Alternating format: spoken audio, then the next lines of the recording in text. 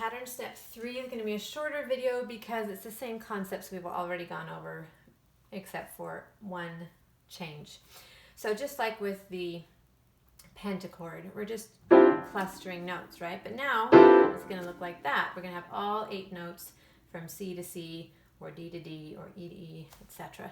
We're going to still practice them in the order of the circle of fifths to ingrain that pattern in our mind. But these scale pictures, you could start with this pattern if you're an adult and then just quickly review pattern steps 1 and 2 because it does encompass or includes the pentachord. But you do need the pentachord because of the triad that's in that hand position I want you to be familiar with. So, all right, so scale picture is note, whole, whole, half. And you should already know what a whole step and a half step is, but just to review, half step is the shortest distance between keys on the piano. So from this key to the next, this key to that one, this key to that one, those are all half steps. 2 half steps makes a whole step. So that's a whole step, that's a whole step, that's a whole step. So if that is helpful to review. So note, whole, whole, half. And I'll do the exact same thing in this hand. Note, whole, whole, half. And there's a whole step in between those 2 hands. And I've not used my thumbs because I only need 8 notes for an octave for our full scale. This is the pattern we call major. This is our major scale pattern. I found it most efficient to teach students all of the major scales, triads, arpeggios, etc., and then go back and you can learn your minor scales very quickly, almost the same fingerings, and it's just more efficient. It's a little too overwhelming if we teach you minor and major all at once. So that's the reason you're not hearing me do much with minor right now. Okay, besides that pattern and clustering it, then finding it here, note, whole, whole, half, whole, whole, whole, half, cluster, and then going up a fifth to D, finding it, and finding it silently, because I want, most people know this sound, and their ears can correct them and help them find the right notes. I'm not interested in strengthening your ears with this exercise. I need to strengthen your fingers. Well, actually, not even your fingers with this exercise. That's for the technique steps, but I'm just strengthening your knowledge of the pattern. Okay, so besides learning these patterns and being able to go through the full circle of fifths, the other purpose that this serves is these are going to be paired with key signatures down the road. So it's very important to realize that these are foundational, really foundational. When you see a key signature, eventually your mind and your body are all going to think, oh, that's the set of notes I'm working with.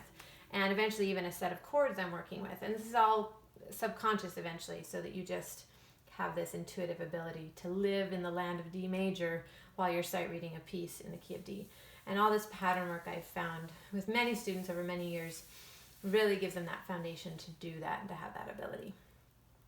Okay, now you can stop the video here, or if you'd like to see the scale pictures at a mastery level, I'll continue on and just play through the whole circle of fifths for you. So if you can play them about this speed with me, then you know you have them mastered. Otherwise, keep working. So I'll think C major, and if it's mastered, I'm not counting out the notes. So you'll see me just grab it straight from my lap. Up a fifth, G major. Up a fifth, D major. Up a fifth, A major. Up a fifth, E major. Up a fifth, B major. Also known as C flat major. This is where the circle of fifths and the sharps and the flats meet with these inharmonic keys. So B major is the same as C flat major. It just depends on which key signature we want to use and how we want to, which notes on the staff we want to read, if we want to think sharps or flats. So, but know that this is the first of those inharmonic keys. So now we're going to go up a fifth to F sharp major, which is also G flat. Now, I've been doing this for many, many years, so I am grabbing them even quicker maybe than you might. I mean, if you take a second to kind of readjust and then play them, I would still say that that's pretty mastered. And up a fifth to C sharp, which is also D flat.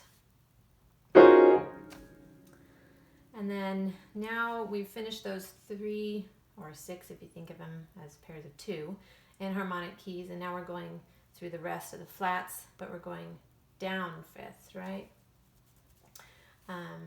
Okay, so after D, well, we're still going up fifths, I guess I should say. If we started from C and went to F and then to B flat, we'd be going down fifths if we went that way. All right, D flat, A flat,